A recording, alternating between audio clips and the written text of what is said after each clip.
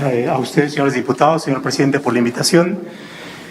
Primero, me gustaría hacer una aclaración, porque no estoy de acuerdo en que haya dos visiones sobre la reforma. Puede haber múltiples visiones. Y, por supuesto, lo que voy a dar es mi punto de apreciación sobre este aspecto, que puede ser en contra o a favor, ustedes lo valorarán, pero creo que si pensamos que solamente hay dos visiones sobre la reforma, tenemos el riesgo de caer en algo que se llama el falso dilema.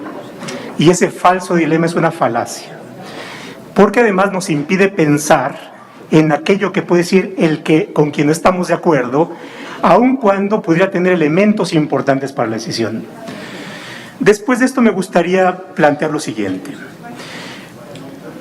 Una de las justificaciones centrales de la reforma es darle a la población mexicana energía eléctrica barata, en lo cual, por supuesto, yo estoy de acuerdo. Y en ese sentido estaría a favor de la propuesta. La cuestión no está en tener como finalidad energía barata, sino cómo hacemos que haya energía barata. Y les voy a poner un ejemplo para pensar en esto. La ley del Instituto Nacional de Fomento a la Vivienda, el Infonavit, dice que debe haber créditos baratos, ¿ya? Eso está en la norma, en la letra. Pero cuando uno pide un crédito al Infonavit, resulta que el crédito al Infonavit es más caro que el que uno puede conseguir en una institución bancaria. Bueno, no queremos eso. Energía barata significa un menor costo, un menor precio de aquel que podemos encontrar en el mercado. Si eso es posible con esta reforma, bienvenida. Si no, preocupémonos. Ahora, ¿cómo le hacemos para tener energía barata? Que está ligada con otra cuestión, que es la energía ligada con el derecho humano a la vivienda, a la existencia digna, a la vida digna. Entonces tendríamos que distinguir que la energía eléctrica no solamente es una mercancía, sino que es un derecho humano. Y si es un derecho humano, entonces el Estado está obligado a darla como ofrece. Es decir, si la energía en México se va a vender a un precio superior al del mercado, entonces los tribunales tendrían la posibilidad, como lo van a hacer en el caso del Infonavit, a obligar al Infonavit a dar créditos más baratos que lo que uno encontraría en la banca comercial. ¿Ya? Bueno, eso nos lleva a un problema de subsistencia económica o del Infonavit o bien de la Comisión Federal de Electricidad. No podemos meter todo en un mismo cajón. ¿Y por qué no? Porque los destinatarios de la energía eléctrica son distintos. No es lo mismo una gran empresa que consume grandes cantidades de energía eléctrica y que puede pagar el precio. Ahí hay demanda. Que una familia pobre, como la mayor parte de la población, que no accede al mercado porque no tiene los recursos económicos. Ahí no hay demanda, ahí hay necesidad. Si es un derecho humano, entonces tenemos que satisfacer necesidades. Y eso implica tener las condiciones económicas para que la Comisión Federal de Electricidad, por una parte, pueda satisfacer demanda, es decir, aquellos que tienen dinero para pagar la electricidad y que deben de pagarla, pero igualmente barata, que aquellos que tienen necesidad y que no tienen ingresos para comprar electricidad, pero tienen que suministrárseles aún gratuitamente. ¿Por qué gratuitamente? Hay derecho humano al agua. Derecho humano al agua, y un buen derecho humano al agua significa que le debemos dar a cada ser humano que habite en México al menos 50 litros de agua potable, accesible, salubre y asequible, aún sin costo. Bien, eso significa derecho humano. Paso a otra cuestión. ¿Cómo podemos establecer una empresa, y entro el tema de la empresa, o un organismo estatal, o un organismo del Estado, que sea capaz de cumplir con aquello que planteamos y ofrecemos que tiene que cumplir? Y aquí es muy importante distinguir las funciones que se le están asignando, que son funciones de distinta naturaleza, que plantean exigencias institucionales distintas, pero que nos está planteando cómo cumplir estas funciones constitucionales distintas. Uno, productor de energía eléctrica, distribuidor de energía eléctrica y prestador del servicio de energía eléctrica. Esa es una actividad. Otra actividad, planeación del sistema de energía eléctrica, que no necesariamente es lo mismo, ni necesariamente son compatibles. Y tercero, el control. ¿Ya?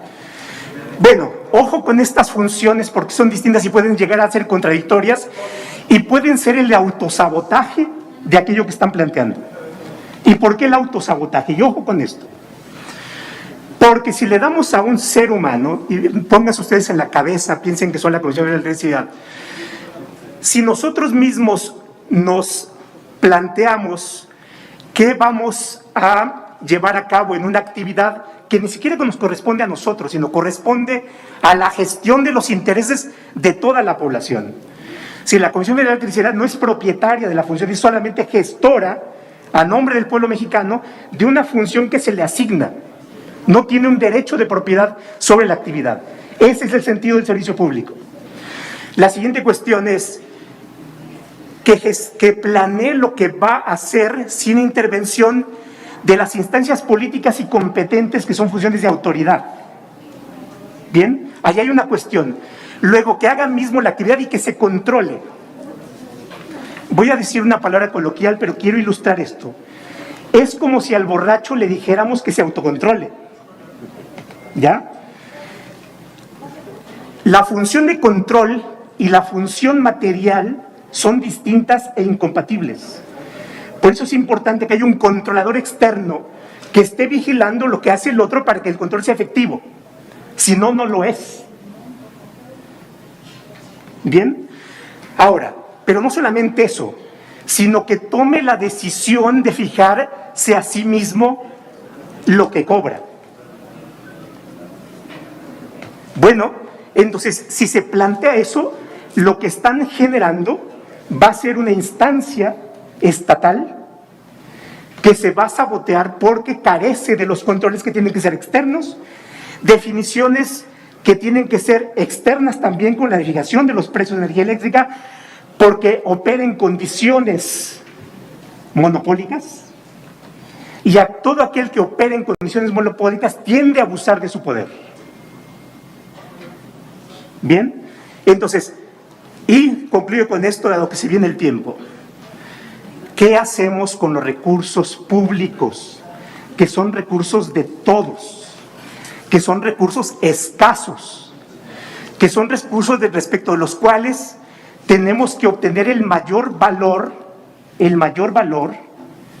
para precisamente la nación, el pueblo, la patria, como querramos llamarle, y que la Comisión Federal de Electricidad o el gobierno del Estado o los gobiernos de todo el país tienen la obligación de llevar a cabo una buena gestión de los recursos de todos? Porque no solamente tomamos decisiones que nos conciernen en este momento, sino vamos a tomar decisiones que involucran a las generaciones que vienen. De ahí la responsabilidad. Porque si no hacemos un buen uso de los recursos, que son pocos, que nos cuesta mucho trabajo ganar, no solamente llevamos a cabo malas decisiones en el presente, sino que perdemos oportunidades para el futuro. Hay una pérdida de oportunidades. Y ahí está la responsabilidad, no de estas semanas, no de estos meses, no de este gobierno, no de los gobiernos que vienen, sino de las generaciones futuras, porque hay un alto impacto. De ahí la importancia de examinar si sujetamos a la Comisión Federal de Electricidad al 134 o por qué no, y eso tenemos que justificarlo muy bien. ¿Por qué no hacer un uso eficiente de los recursos? No lo leo en la iniciativa. Es más, la iniciativa no considera cuáles son los costos de cumplimiento que tiene esta, porque a mediano o a largo plazo vamos a terminar pagando mucho dinero por aquellos contratos que se cancelan. Y el dictamen de Hacienda no dice nada. No hay suficiente información para tomar una decisión. ¿Por qué desprenderse de lo que dice el 134 de un manejo honesto y transparente de los recursos? No encuentro argumentos. Me gustaría encontrarlos. Hay que tomar una decisión. Es importante que tomen ustedes una decisión responsable y, por tanto, que puedan pasar a la siguiente fase. Muchas gracias.